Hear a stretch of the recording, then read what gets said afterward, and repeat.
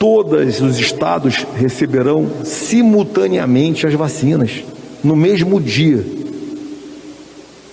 A vacina vai começar no dia D, na hora H. No dia D, na hora H, no Brasil.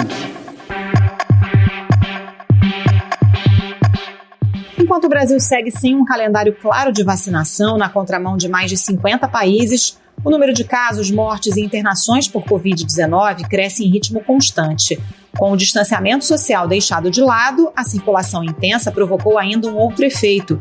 Cientistas identificaram uma nova variante do coronavírus com origem no Amazonas. De acordo com uma nota técnica publicada nesta terça-feira pela Fiocruz, a mutação é recente e provavelmente ocorreu entre dezembro do ano passado e o início deste ano. O Ministério da Saúde do Japão encontrou uma nova variante do coronavírus em 4 pessoas que chegaram a Tóquio no dia 2 de janeiro, vindas do estado do Amazonas.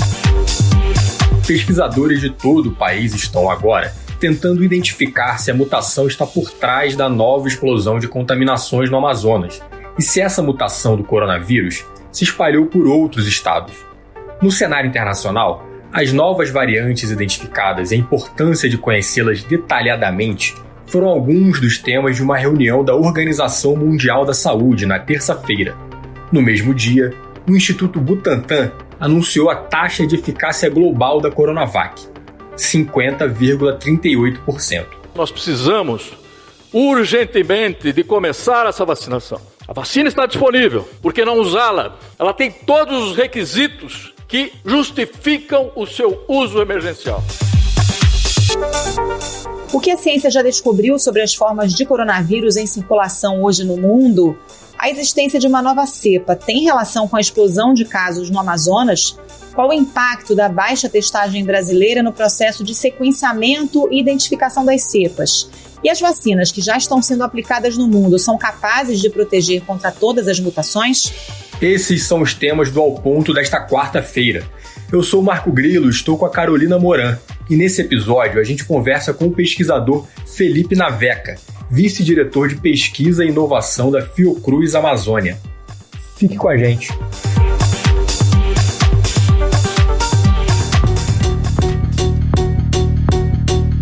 Felipe Naveca, pesquisador, vice-diretor de pesquisa e inovação da Fiocruz Amazônia.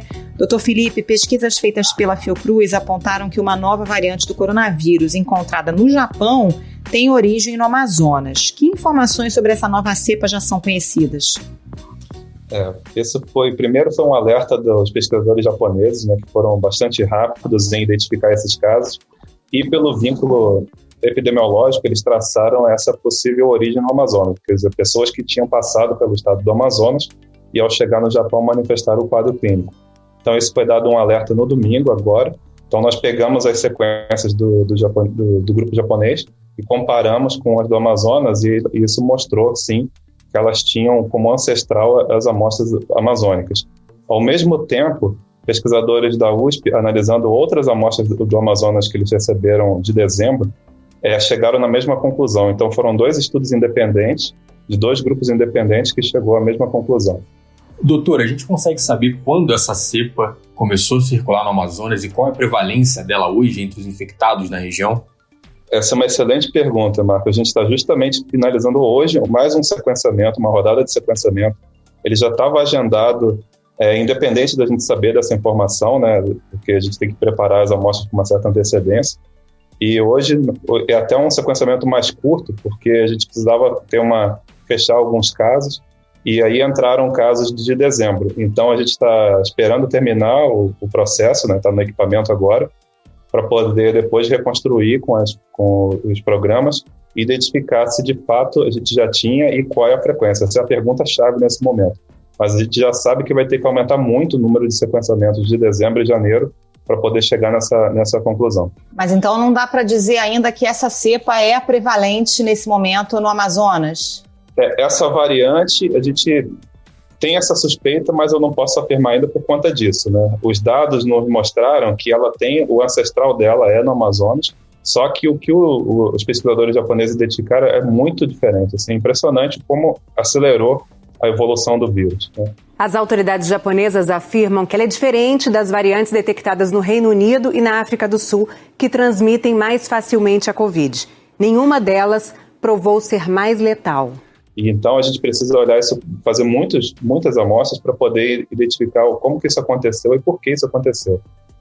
Existem algumas hipóteses para isso, não somos nem nós que levantamos, isso tem sido discutido na literatura, como, por exemplo, a infecção de pessoas imunossuprimidas, ou por HIV, ou por tratamento médico, né, até pessoas com câncer, por exemplo, que têm uma resposta imune diminuída, e aí o vírus teria mais liberdade de evoluir nessas pessoas. Outro ponto que tem sido levantado é a utilização de soroterapia, né, de soro convalescente de pessoas que tinham sido infectadas no tratamento de pessoas que estão agora em fase aguda, que também pode, se for utilizado em baixa concentração, pode levar ao surgimento dessas variantes. Isso são todas especulações, isso tem sido discutido, foi discutido hoje na reunião da OMS, mais cedo, mas são hipóteses que a gente ainda precisa provar.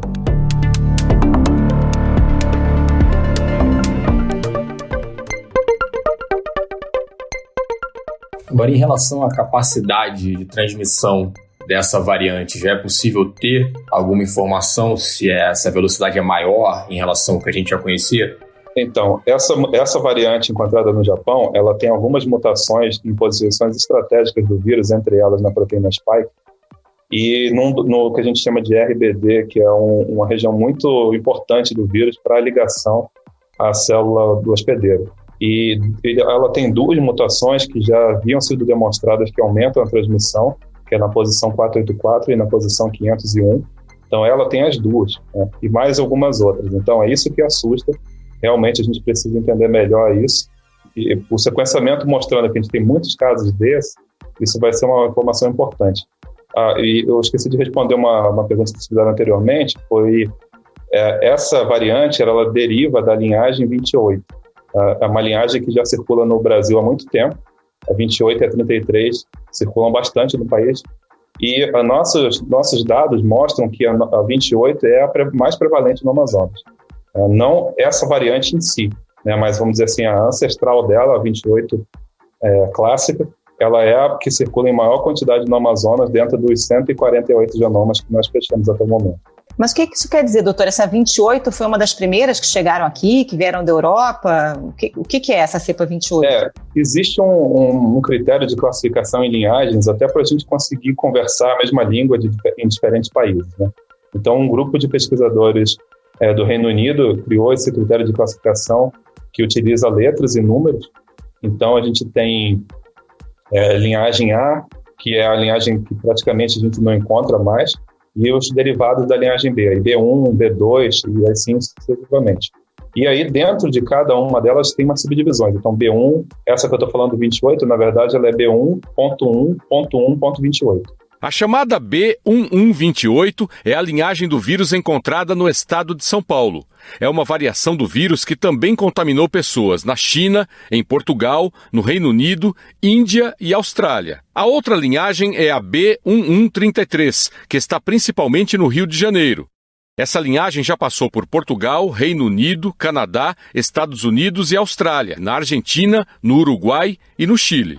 E a gente já está vendo agora uma variação dentro dela, que muito provavelmente vai receber uma nova classificação de linhagem, mas isso é esse grupo que faz a curadoria dessa informação, né, para que todo mundo esteja falando a mesma língua. Então ainda não tem um novo nome para ela, mas ela é uma derivada da 28.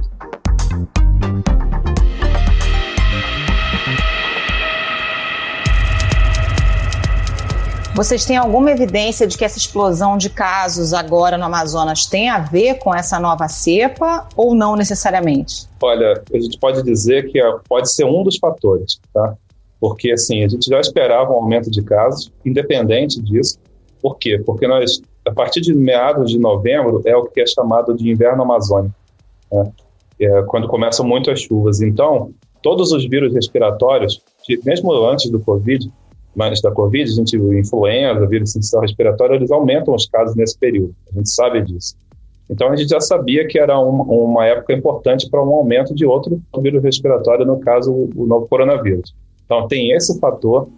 Tem o fator de que a gente viu uma queda acentuada do distanciamento social nos últimos meses, as pessoas passaram a não seguir mais mesmo, né? Nós tivemos até, que foi bastante coberto pela imprensa, protestos contra um decreto que o governador fez de fechar o comércio, e naquele momento era importantíssimo que aquilo tivesse sido continuado. Então, o comércio foi reaberto, veio Natal e Ano Novo, a gente já esperava. Aqui no Brasil, as celebrações de Réveillon foram canceladas em quase todo o país. Mas quem quis comemorar sem pensar nas consequências não ficou sem opção. Os flagrantes de aglomerações se multiplicaram. Pessoas sem máscaras, em festas que diziam seguir os protocolos de segurança, mas era só fachada. E eu acredito que é isso. Eu acredito que tudo é uma combinação multifatorial que levou a essa situação novamente no Amazonas. Agora, no Amazonas, doutor, já foram identificadas outras cepas também, outras variantes como a britânica, a africana, e a gente consegue saber quantas variantes estão circulando hoje no Brasil? No Amazonas, nós já encontramos 11 linhagens, tá? Dentro desse estudo que a gente tem conduzido. Não especificamente a africana nem a inglesa, mas essa encontrada no Japão, ela tem algumas assinaturas semelhantes, né? O que a gente tem discutido, o que tudo indica que está havendo um evento que a gente chama de convergência evolutiva, ou seja, o vírus está evoluindo em alguns trechos do genoma do vírus do mesmo jeito em lugares diferentes, tá? Então, sem que eles tenham necessariamente um vínculo epidemiológico. Então, isso é o que parece estar acontecendo nesse momento. E aí, dentro dessas 11, né, agora a gente encontrou essa, que provavelmente daqui a pouco vai ser renomeada. Doutor, como é que é esse trabalho de identificação das cepas? Tem um banco de dados nacional? Isso é compartilhado mundialmente? Tem quantos grupos aqui no Brasil pesquisando? Como é que é essa estrutura para o sequenciamento? Porque a gente sabe que não é o teste comum que identifica a cepa, né? Tem que ter todo um sequenciamento, uma base de dados de outros vírus. Como é que funciona? Existe hoje uma base de dados, na verdade existe mais de uma, mas existe uma que está prevalecendo desde o início da pandemia, que é uma base de dados chamada GSAID. Eles têm mais de 340 mil genomas colocados lá hoje, do mundo inteiro, né? Então é a base mais utilizada. A gente faz o depósito das informações dos genomas e alguns metadados, como idade, sexo, local, data de coleta da amostra, que isso são todas informações importantes para reconstruir como que foi essa dispersão, né? E então o mundo inteiro utiliza essa base de dados e tem diversos grupos no Brasil fazendo isso, né? A gente tem uma rede dentro da própria Fiocruz, em vários estados a Fiocruz tem trabalhado em parceria. No Amazonas, a gente trabalha em parceria estreita com a Fundação de Vigilância do Amazonas e com o LACEN Amazonas. Então, a gente tem essas amostras que entram pela rede oficial de testagem e nós tentamos selecionar do máximo possível de municípios e também em função do tempo, para a gente ter uma cobertura melhor dessa informação. Mas, como você falou, é preciso ter uma estrutura, né, para isso, mas não é só uma estrutura do sequenciador em si, né? Você tem uma etapa de processamento que é mais demorada do que o diagnóstico em si, mas o diagnóstico nos direciona que amostras a gente tem que sequenciar. E também é importante dizer que, por exemplo, a gente faz esse trabalho, mas nós estamos centenas de vezes atrás do que a Europa faz, principalmente a Inglaterra e os Estados Unidos. A Inglaterra, agora na reunião da OMS, a Inglaterra estava anunciando que eles estão fazendo 10 mil genomas por dia. Isso daí é mais do que nós fizemos até hoje, para você ter uma ideia. Desde o início da pandemia, países que testaram muito, identificaram e isolaram os casos suspeitos foram mais eficientes em conter o avanço da doença. Então, o investimento é muitíssimo maior, é centenas de vezes maior, né, do que nós temos. E além de uma questão que nós sofremos muito na Amazônia, que é a logística. A logística de chegar aos insumos, às vezes. Às vezes a gente tem até o recurso para comprar, só que demora tanto para chegar que a gente perde tempo. Entendeu? Então, são vários fatores que complicam e eu espero que depois disso tudo a gente consiga aprender um pouco mais sobre isso e melhorar essa situação, porque a vigilância genômica mostrou que ela tem que estar permanente. Daqui a pouco vai ter outro problema e a gente vai ter que responder rapidamente.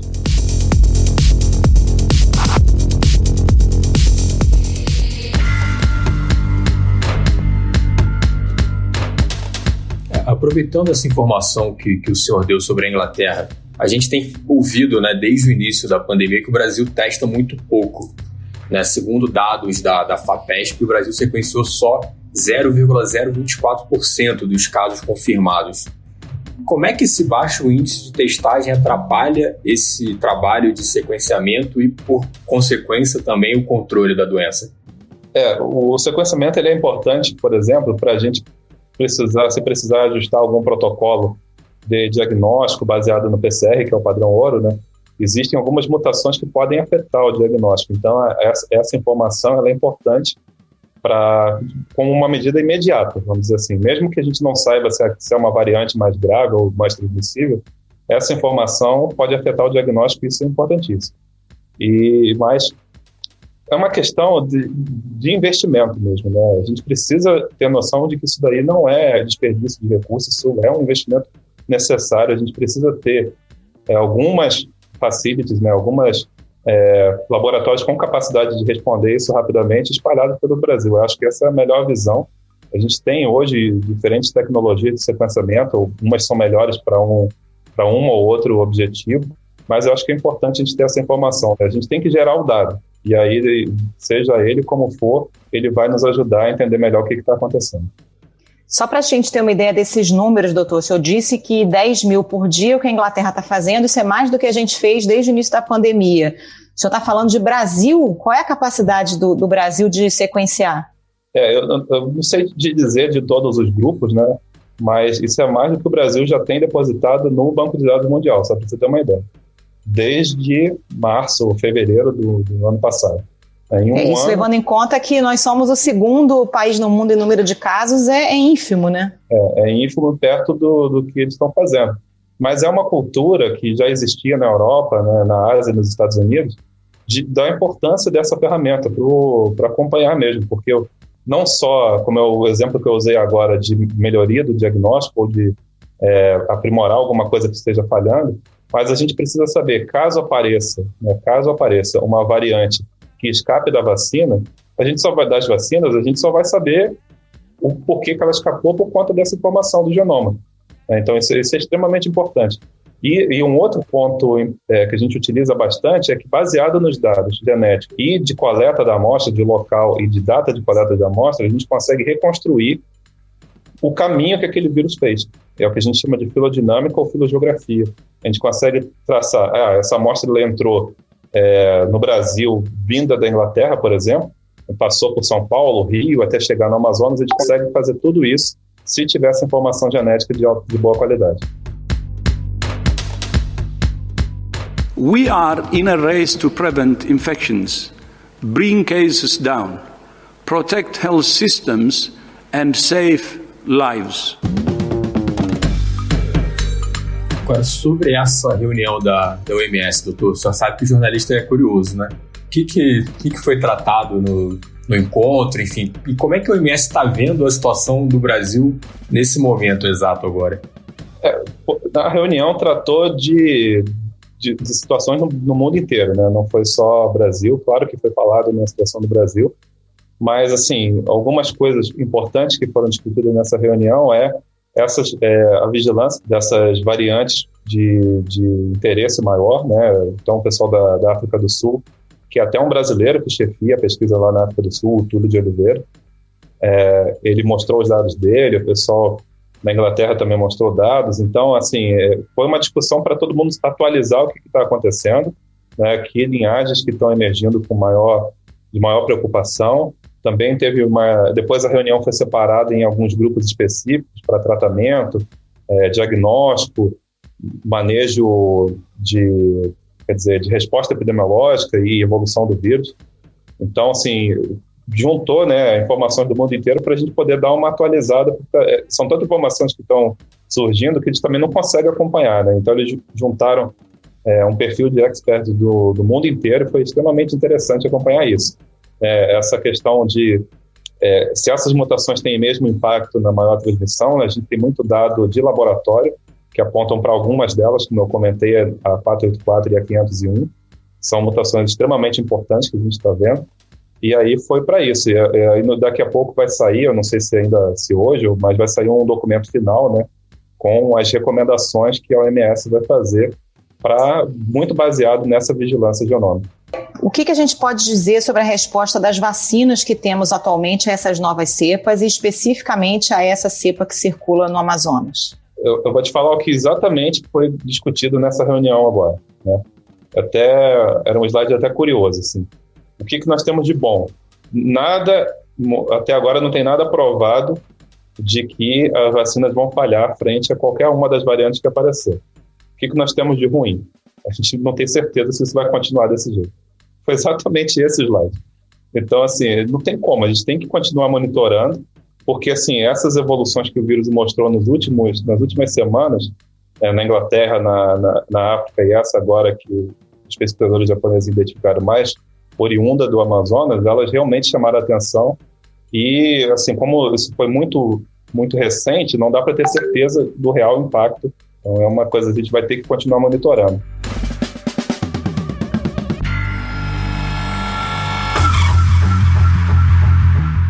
Doutor, com o vírus fora de controle, como a gente tem no Brasil, no Reino Unido também aumentou muito o número de infecções, mas lá eles tiveram lockdown, né? Aqui a gente não tem, estamos vendo o vírus aí descontrolado. Que riscos a gente corre? Podem surgir cada vez mais mutações, essas mutações vão ficar mais rápidas, talvez mais infecciosas. Qual é o risco que isso representa para a evolução da epidemia? Isso é uma coisa que nós, pesquisadores, temos sempre falado, né? Quanto mais pessoas o vírus infectar, mais ele tem chance de evoluir.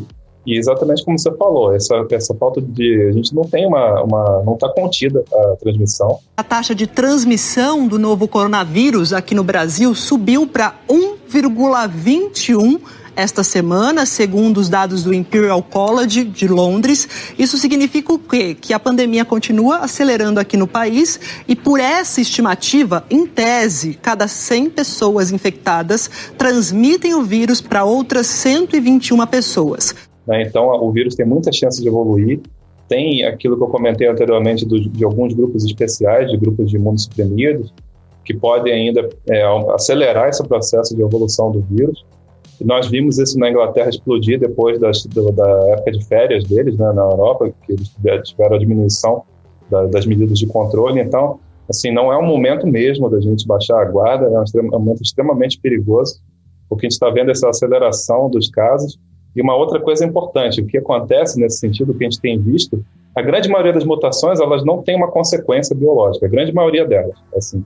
Só que estão acontecendo muitas mutações em muitos lugares ao mesmo tempo. E algumas delas vão beneficiar o vírus. E as mutações que beneficiam o vírus são as que permanecem, porque aí esse vírus vai ficar circulando. Então é extremamente importante a gente saber isso, né? A gente não sabe, por exemplo, aí fazendo uma analogia com o que a gente sabe, por exemplo, com HIV, algumas mutações, elas podem levar a uma maior transmissão, mas ao mesmo tempo esse vírus ele replica menos. Então tem um balanço, né? Isso nem sempre é bom para o vírus também mudar demais. E tem um certo balanço nisso, de mudar o suficiente, mas manter uma certa... a biologia do vírus também não altera demais. Mas, assim, quando você está gerando bilhões de partículas por dia, algumas vão acabar evoluindo melhor, vai ser bom, e essas vão permanecer.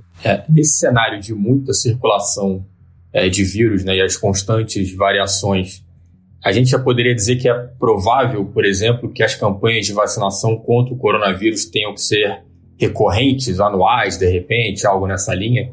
Essa é uma das outras coisas que foi discutida bastante hoje, assim. Se nós verificarmos que existe uma diminuição da proteção para alguma dessas linhagens, isso pode vir a acontecer mesmo, tá? Agora é difícil cravar uma certeza, né, se isso vai acontecer ou não. A gente torce muito que não, porque a batalha está muito intensa, né? A nossa geração nunca pegou uma situação como essa, assim. Eram coisas que eu estudava no livro, né, de gripe espanhola. Só é comparável com a gripe espanhola. Então, assim, a gente ainda tem muita coisa, mas evoluiu muito, né? Nesse 1 ano que a gente está enfrentando esse vírus, nunca a humanidade trabalhou tão em conjunto contra um mesmo inimigo, né? Então, assim, tem muita coisa que evoluiu nesse momento e a gente tem que torcer para que a gente continue evoluindo, mas a gente precisa da colaboração das pessoas. Felipe Naveca, pesquisador, vice-diretor de pesquisa e inovação da Fiocruz Amazônia, muito obrigada pela participação aqui com a gente e bom trabalho. Doutor Felipe, obrigado pela participação também, volte sempre. Muito obrigado, é que eu agradeço. Eu quero agradecer muito a vocês da imprensa, vocês sempre têm dado um espaço muito legal para nós divulgarmos a ciência, aproximar a ciência do público, né? Isso é extremamente importante. E eu agradeço sempre esse espaço e fico à disposição.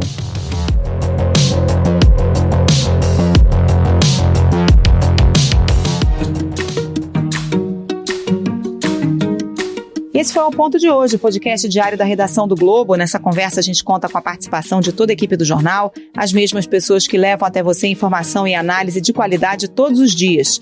Quer saber mais? Assine o Globo. Acesse assineoglobo.com.br e confira todas as notícias e reportagens especiais. A edição desse episódio é do João Guilherme Lacerda e do Nicolas Witzel. Um abraço e até a próxima. Até mais.